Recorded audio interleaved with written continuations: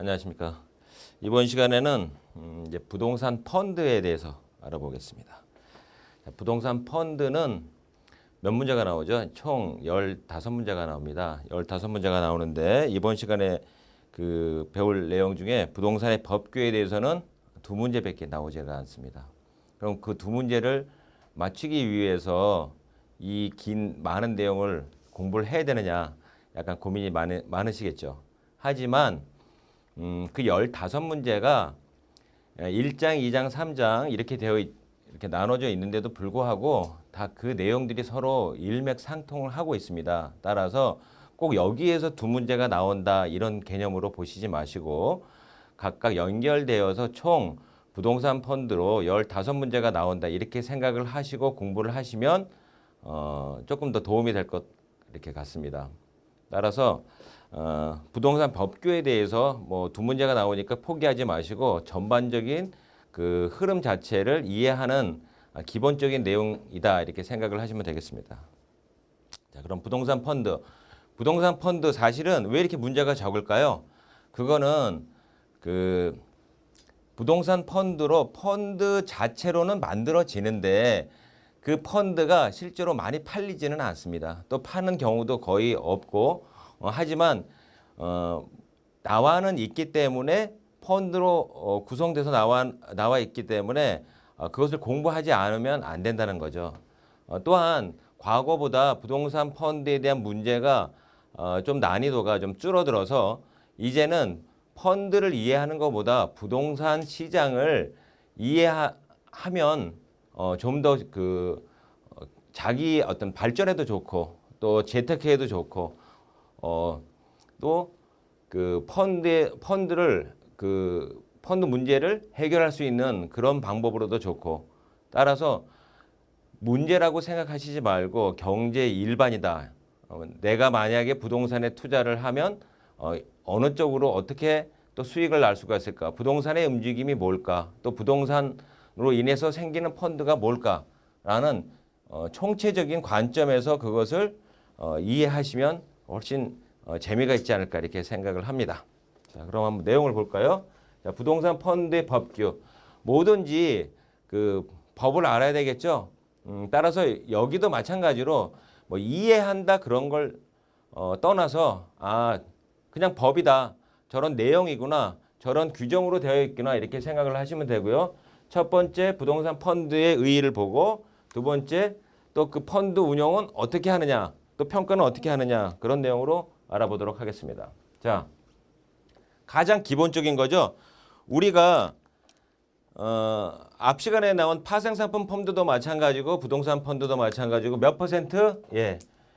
총 펀드 재산의 50%를 부동산에 투자하면 그냥 부동산 펀드가 되는 거죠. 따라서 부동산 펀드라고 만들어져서 시작하는 게 아니라 자기 자산을 50%를 넘게 부동산에 투자를 하면 그냥 부동산 펀드가 되는 겁니다. 그러면 이러한 부동산 펀드를 만들기 전에 사전에 계획을 하겠죠. 내가 부동산에 어느 정도 투자를 해야 되겠다라고 미리 계획을 했기 때문에 부동산 펀드가 사전에 이름이 지어지는 거지. 혹시 그 펀드를 운영하다가 너무도 좋은 부동산 물건이 있어서 또 수익을 낼 수 있는 것들이 있어서 부동산에 투자하게 되면 그 펀드는 부동산 펀드로 칭하게 되는 겁니다. 그러니까 모든 펀드가 부동산에 투자할 수 있다. 오픈되어 있다. 이렇게 생각을 하시면 되고요. 자, 그 다음에 단기 금융펀드, MMF라고 그랬죠? 현금을 손해 없이 수익을 낼 수 있는 펀드, 단기 금융펀드에는 부동산, 리스크가 있는 부동산에 투자를 하지 못하게 되는 거예요. 그래서 단기 금융펀드는 투자가 불가능하다. 자, 리츠라는 말이 있죠. 리츠는 그냥 투자 회사다 이렇게 생각을 하시면 되고요. 또 이것은 뭐냐? 몇 명 이상? 50명 이상이 돈을 모아서 즉 공모를 해서 투자 회사를 만든 것이다. 그러니까 리츠의 개념을 공모 부동산 투자와 동일하다. 이렇게 생각을 하시면 되겠습니다.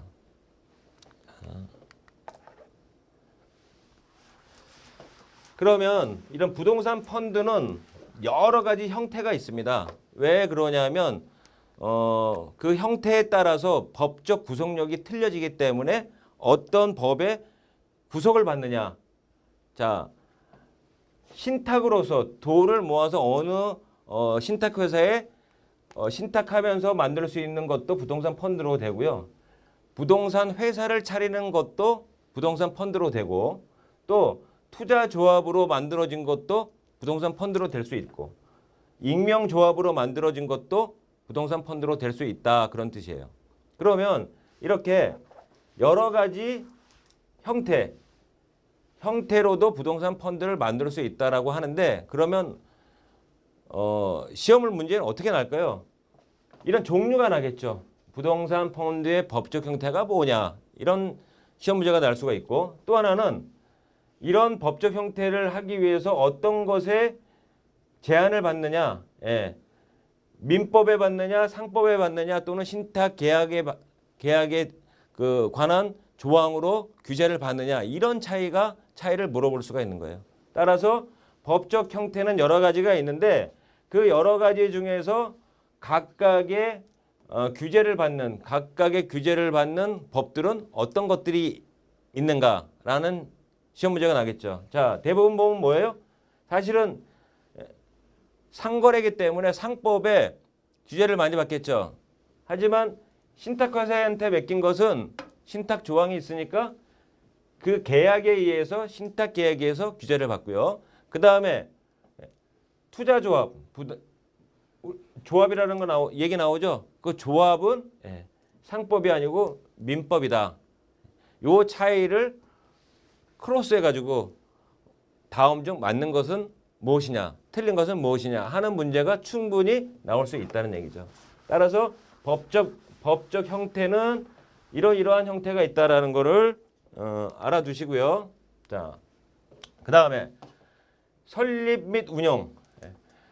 그럼 각각 그 법적 형태가 다르니까 그 설립하는 방법도 조금씩 틀릴 가능성이 있다라는 얘기죠. 자, 신탁회사는 어떻게 부동산 투자 신탁은 어떻게 운영되느냐, 어떻게 설립이 되느냐. 제일 처음에 뭐를 해야 될까요? 신탁 계약서를 작성합니다. 그래서 그 집합투자업자한테 자금을 맡기고요. 그리고 그 신탁 계약한 후에 어디에다가 금융위원회에다가 등록을 하면 된다라는 거고요. 그런 설립의 절차가 또 어떻게 되겠어요? 각각 틀리겠죠? 각각 틀린데 부동산 회사는 어떻게 해야 돼요? 회사니까 회사에서는 뭘 만들어요? 정가를 만들죠? 정가는 발기인이 필요합니다. 이 회사를 만들 때 필요한 발기인이 필요하고요. 그래서 정관을 작성한 후에 사인하는 걸 뭐라 그래요? 우리 이렇게 해서 회사를 만들 거야 라는 거를 기명날인이라고 하고요. 그리고 그 다음 뭘 해요? 등기를 합니다. 등기를 하고 회사도 등기를 한다는 거 잊지 마시고요. 그 다음에 그 회사가 어디에다가 합니까? 금융위원회에 등록을 하게 되는 겁니다. 아셨죠? 그런데 이 회사라고 붙어있는 유한회사와 합자회사 모두 다 부동산 펀드로도 만들 수가 있는데 그렇게 만드는 것도 어떻게? 다 똑같은 형식으로. 제가 책에는 따로따로 나와 있지만 정리를 해보면 결국은 이러한 절차로 운영을 할 수가 있다라는 것을 나타내기 위해서 제가 요 가로치고 이렇게 유한회사와 합자회사도 포함된다라는 거고요. 자, 투자조합은 또 익명조합과 투자조합이 따로 있는데 거기다 유사합니다. 이것도 어떻게 돼? 투자조합은 조합 계약을 하겠죠. 그러니까 조합 계약을 먼저 한 다음에 우리 이렇게 해서 같은 일을 벌여보자라고 하는 게 조합 계약입니다. 그 조합 계약을 해서 집합투자업자에게 계약을 작성한 후에 이것도 역시 마찬가지로 기명날인. 자, 앞에 보면 신탁계약은 신탁계약이고요. 회사는 어떻게 되어 있어요? 기명날인이죠. 자, 투자조합은 어떻게 돼요? 기명날인이죠. 그러니까 투자조합도 같은 회사와 비슷하다 이렇게 생각하시면 됩니다. 따라서 투자조합도 기명날인 후에 금융위원회에 등록을 한다. 자, 이러면 이런 이런 문제를 가지고 어떤 시험 문제를 낼까요? 낼 수 있는 방법이 뭘까요? 딱 하나, 요런 차이. 회사는 정관이고 김영날인, 투자조합은 계약인데 김영날인, 신탁은 신탁계약서인데 신탁계약 후 등록한다. 그런 차이 있죠. 요런 걸 발견해내는 것이 공부하는 방법입니다. 따라서 여기에 법규에서 나오는 문제는 그것을 크게 이해하는 것이 아니라 출제자의 의도에 따라서 출제자가 어떤 식으로 말을 바꾸느냐 그걸 찾아내는 것, 그렇게 이해를 하시면 돼요. 따라서 부동산 펀드 설립은 각각 여러 가지 방법이 있는데 그 방법의 차이는 신탁계약이냐 또는 정관이냐 또는 조합계약이냐 그거를 확실하게 이해를 해 두시면 되겠습니다. 자, 부동산 펀드의 자금 납입 방법. 펀드를 만들었어요. 그럼 어떻게 해야 돼요? 돈을 넣어야 되겠죠. 자, 그러면 돈을 넣습니다. 그 돈을 넣었는데 펀드에는 두 가지가 있다고 그랬어요. 두 가지가 뭐예요? 공모와 사모. 공모는 뭐야? 몇 사람? 50인 이상. 그 다음에 사모는 49인 이하입니다. 따라서 공모 많은 사람이 펀드를 만들려고 해요. 그러면 어떻게 해야 되겠어요?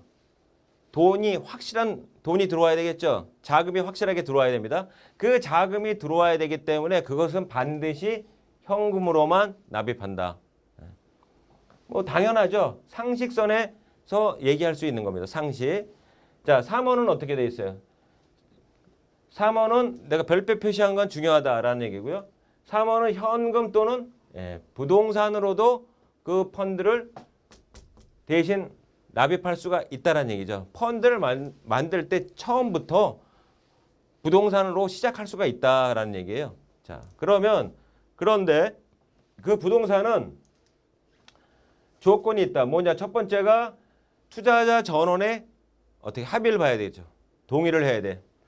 그래서 모든 사람들이 나 이거 부동산으로도 충분히 우리가 펀드로도 운영할 수가 있다라고 동의를 해야 되고요.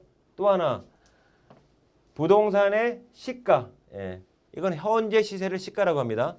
지금 현재 시세를 시가라고 하고요. 만약에 시가가 없는 경우, 거래가 한 번도 안 이루어졌어요. 최근에 뭐 10년 동안 한 번도 안 이루어진 경우가 있어요. 그러면 그 다음에는 가액이 아니고 가액입니다. 공정가액으로 납부를 한다. 따라서 여기에서 자금 납입 방법으로 질문을 할 수 있는 건 뭐예요? 현금과 현금 플러스 알파 부동산, 현금과 부동산 요걸 물어보겠죠. 그러면 이거 물어보는 게 너무 진부해요. 그럼 그 다음에 뭘 물어보겠어요? 어떤 부동산으로 납입할 때의 조건 이걸 물어보겠죠. 근데 이거 물어보기 너무 단순해요. 그럼 어떻게 물어보겠어요? 다음 중 부동산 펀드의 자금 납입 방법으로 틀린 것을 이렇게 해가지고 종합적으로 물어보겠죠. 그러니까 이 단락을 공부하실 때 요건 요런 식으로 문제를 낼 수밖에 없구나라고 예상치를 한번 생각을 해보면 이 문제를 쉽게 이해할 수가 있게 되는 겁니다.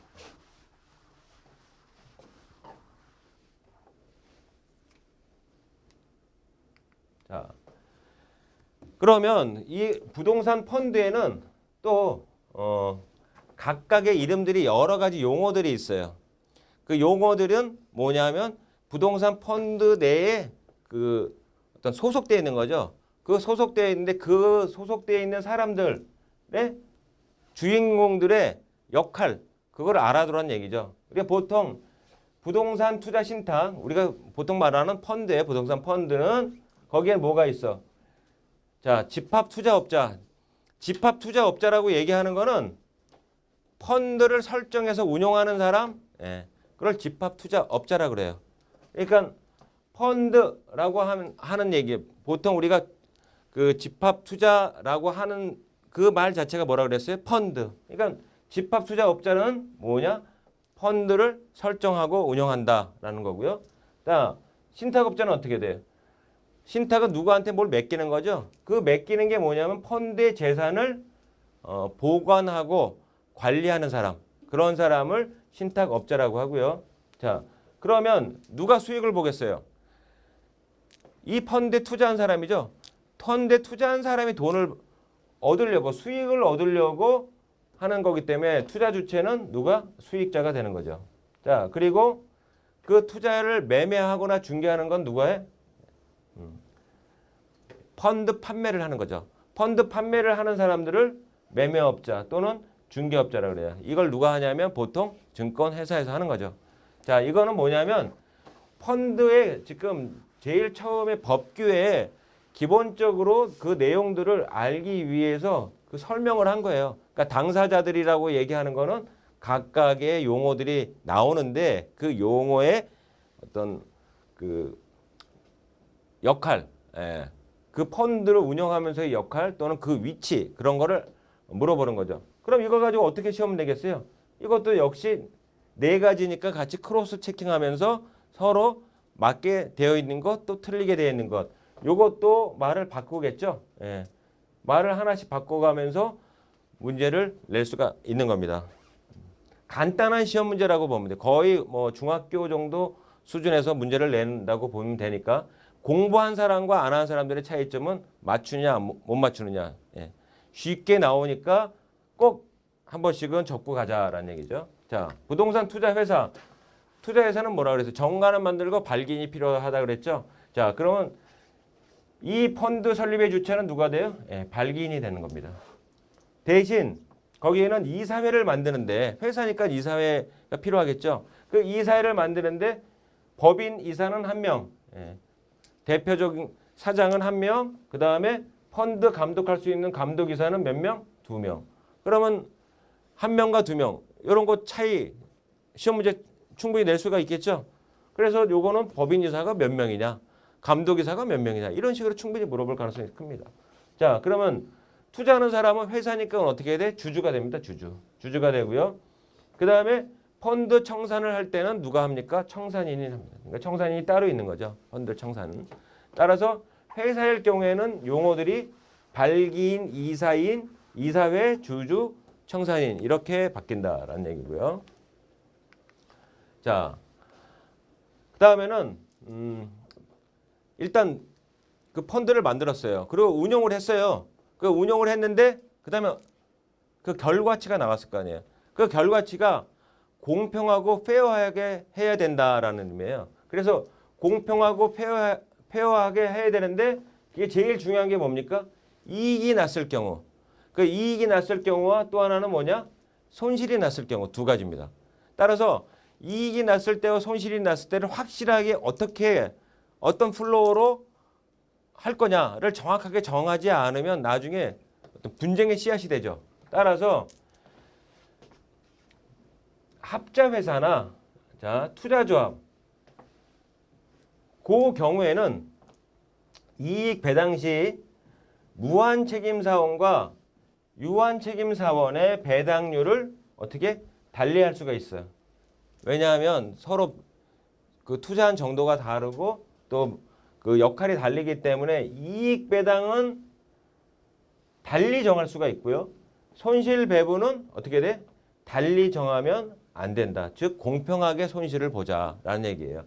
따라서 이익 배당과 손실 배당은 이익은 조금씩 차이가 나게 배분을 받을 수가 있는데 손실은 어떻게? 이런 걸 정하면 안 된다. 배분 순서, 요거 배분율하고 배분 순서, 배분율과 배분 순서를 달리 정하면 안 된다라고 되어 있어요. 뭐가 더 중요해요? 뭐가 부동산 투자 합자 회사 또는 부동산 투자 조합 이 두 가지 경우에는 반드시 이익 배당 및 손실 배당을 할 때 이익 배당은 배당 순서를 달리 정할 수가 있고 손실 배분은 달리 정하면 안 된다.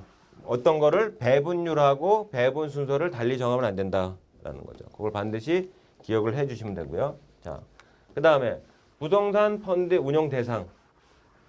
자, 부동산 펀드는 뭘 운영할 수가 있을까요? 부동산을 하면 됩니다. 부동산. 자, 그럼 부동산인데 여기에 핵심은 뭐냐면 부동산 관련 자산. 그러니까 부동산에 투자하는 건 그냥 부동산 펀드인데요. 부동산과 관련된 관련 자산도 어떻게 되느냐? 부동산 펀드에 속한다. 예. 그래서 여기에 중요 키워드는 부동산 관련 자산이 되고요. 그리고 특별 및 증권 및 특별 자산은 어떻게 되냐? 50%를 부동산에 투자를 했어요. 그러니까 51%를 투자하고 49% 이상을 증권에 투자할 수가 있어요. 그리고 특별 자산에다 투자할 수가 있어요. 이렇게 나머지로 투자할 수가 있다는 얘기죠. 그러니까 부동산 펀드는 반드시 50%는 부동산 부동산 관련 자산도 모두 다 부동산으로 인정을 하는 거죠. 여기의 핵심은 부동산 및 부동산 관련 자산이라는 거. 그럼 여기에 부동산 관련 자산에 대한 의미 상당히 중요하겠죠? 이것도 상당히 중요합니다. 부동산 및 부동산 관련 자산 상당히 중요해요. 그러면 부동산이 뭡니까? 부동산은 민법상에는 토지와 그 정착물이라고 되어 있어요. 그러니까 토지와 그 정착물, 토지와 자, 그 토지가 있어요. 땅이야 땅. 땅 부동산입니까? 부동산이에요. 정착물 여기 위에 건물이 있어요. 그러면 땅도 부동산, 정착물도 부동산. 부동산이에요. 그래서 아예 요걸로 규정을 해 있고 요것과 아닌 것. 즉 부동산은 부동산과 동산으로 나눠요. 동산. 동산으로 나뉘는데 동산은 뭡니까? 부동산이 아닌 것은 동산이 되는 거죠. 그러니까 동산이 따로 있는 게 아니라 부동산을 먼저 만들어 놓고 그 부동산이 아닌 건 모두 다 동산이다 라는 얘기고요. 자, 그러면 여기에 부동산 관련 자산 시험 문제 자주 나오겠죠. 왜냐하면 부동산에 대한 개념을 부동산 펀드가 어떤 상품으로 들어가 있느냐 상당히 질문을 많이 합니다. 다음 중 부동산 관련 자산이 아닌 것은 또는 긴 것은 이렇게 찾아내는 문제를 잘 내겠죠. 자, 부동산을 기초자산으로 한 파생상품. 파생상품인데 부동산과 관련돼 있어. 부동산 이름이 들어가 있어. 그러면 이게 부동산이 아니냐? 부동산은 아니야. 그럼 뭐야? 부동산 관련이야. 관련. 그래 관련이면 어떻게? 부동산으로 인정하니까 파생상품도 부동산을 기초로 하면은 뭐가 돼? 부동산 관련 자산이 되고요. 그 다음에 대통령령으로 부동산을 아예 지정을 했어요. 그게 뭐냐? 개발한다. 부동산 개발 사업이다. 부동산을 임대한다. 부동산과 관련된 권리다. 그런 걸 전부 다 모두 다 부동산으로 인정을 한다는 얘기죠. 그러니까 개발 사업도 부동산, 임대하는 것도 부동산, 그 다음에 부동산에서 생기는 여러 가지 권리 그것도 부동산으로 인정한다. 자, 그러면 이것도 시험 문제 잘 나오겠죠? 그리고 또 마지막으로 증권인데 부동산이다. 증권인데 부동산 뭐가 있나 봅시다. 수익증권. 자, 리츠는 아까 얘기했죠. 부동산 회사, 부동산 개발 회사가 발행한 증권. 즉 증권인데 부동산 회사가 주식을 발행했어요. 그게 뭐야? 증권이죠. 근데 증권이 아니라 그걸 뭐라고 그래?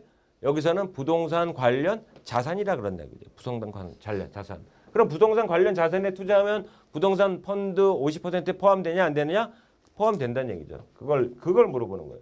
그 다음에 요거 빼고요. 부동산 담보부 유동화증권. 유동화증권은 어떤 뭐 매출 채권이나 다른 뭐 여러 가지 형태의 수익이 발생될 수 있거나 하는 것들을 대상으로 지금은 돈이 안 되지만 증권화해서 미리 돈으로 만드는 겁니다. 즉 ABS라고 많이들 얘기를 하는데 그런데 그러한 것들 중에서 부동산을 담보로 했을 경우 부동산을 담보로 했을 경우는 부동산을 담보로 해서 유동화 증권으로 만들면 그건 뭡니까? 부동산 관련 증권이 되는 거죠. 그래서 유동화 증권인데 어떤 증권? 부동산 담보를 할 경우라는 얘기고요. 주택 저당 증권. 주택을 담보로 해서 주택을 담보를 해서 저당 증권을 만들면 그것도 증권이 되고요. 그다음에 투자 목적 회사가 발행한 지분증권. 투자 목적 회사는 SPC라고 그러죠. SPC가 발행한 또 지분, 자기네 회사에 몇 퍼센트 지분을 갖고 있는 주식, 증권. 그것도 역시 마찬가지로 부동산 관련 증권이다. 따라서 여기에서는 부동산의 의미, 민법상의 이거는 간단하니까 뭐 개념을 확실하게 아시는 것 같고요. 그 다음에 부동산 관련 자산은 대통령령에 대한 부동산 몇 가지, 또 대통령령에 의해서 생긴 증권, 부동산 자산이라고 생기는 증권 몇 가지. 요거는 반드시 외워두셔야 됩니다. 반드시. 왜냐? 문제를 내기가 너무 쉽고 또 사실 이걸 모르면 앞으로의 펀드를 이해하기가 어려워지기 때문에 요 문제는 요건 반드시 알고 가야 된다. 대통령령의 부동산도 확실히 알고 가야 된다. 즉 집만 산다, 건물만 산다 이 개념이 아니라 개발한다, 임대한다, 뭐 이런 뭐 또 돈을 대준다, 또 주식으로 만든다, 뭐 담보를 잡아가지고 또 증권으로 만든다. 이 모두 다 뭡니까? 부동산이라는 얘기죠. 자, 그런데 그렇게 부동산 펀드를 만들었는데 뭐가 생기냐? 자, 규제. 못하게 하는 것들이 몇 가지가 생기겠죠? 그것이 뭐냐면 부동산 펀드의 운영 규제입니다. 자, 첫 번째, 공모와 사모 공통. 공모와 사모는 항상 존재를 한다. 그래서 이 펀드가 공모냐 사모냐 이렇게 먼저 물어보셔야 됩니다. 따라서 공모일 경우에 어떻고 사모일 경우에 어떻다. 운영 규제가 틀리겠죠. 그냥 개략적으로 생각해 봅시다. 공모가 더 까다롭겠다. 까다롭죠. 왜냐? 많은 사람들이 공식적으로 돈을 내니까 규제가 더 까다롭다는 얘기죠. 사모는 그냥 몇 사람이니까 니들 알아서 해. 규제가 까다롭지 않습니다. 자, 공모는 부동산 펀드에 넣었어. 몇 년 내에 처분하지 말아야 돼? 3년 내에 처분하지 말아야 됩니다. 그 다음에 근데 우리나라 거는 3년인데 외국 거는 어떻게 해야 돼? 거기에 보면 신탁 규약 또는 그 계약에 의해서 따로 정한다 이거죠. 외국 거는 다 몇 년 내에 할 거야 이렇게 정합니다. 따라서 국내 거는 3년 내에 못 팔게 돼 있고 국외는 규약에 따라서 정했는데 예외가 있어요. 예외. 어떤 예외일 거야? 일반적인 상식으로 못 팔게 했어. 그런데 예외가 어떤 경우?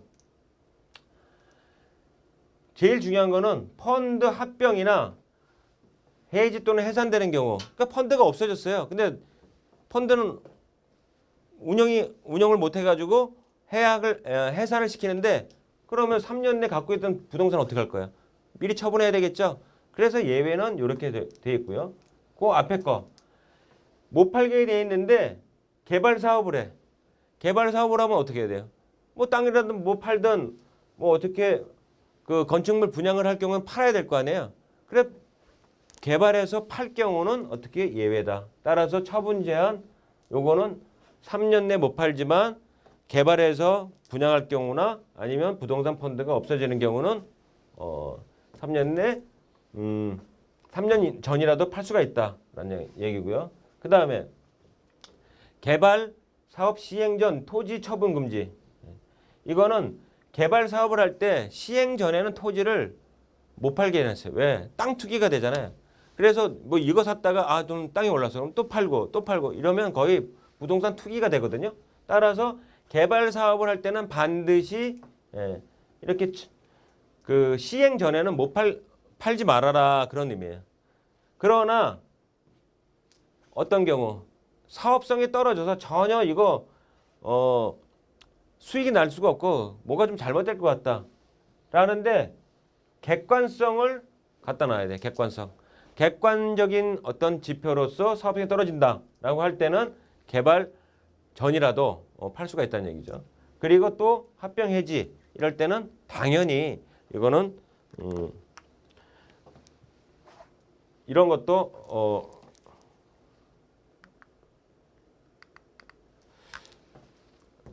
그 개발 전이라도 처분을 할 수가 있다는 얘기죠. 요게 바로 부동산 펀드의 운영 규제. 그래서 부동산 펀드를 할 때는 일단 당분간 3년 내 팔지 말아라.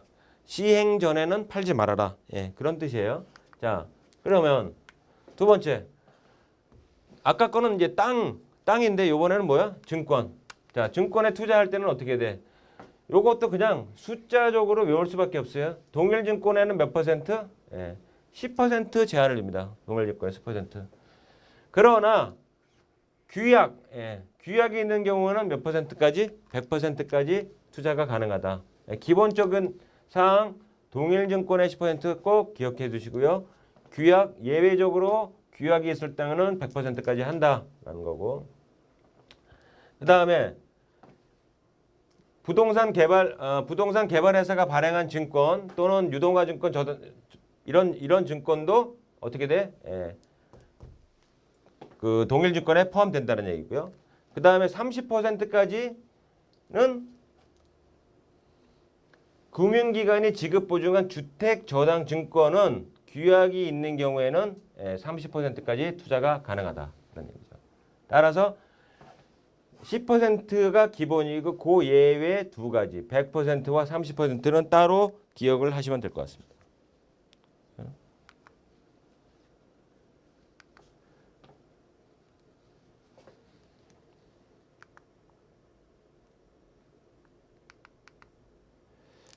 자,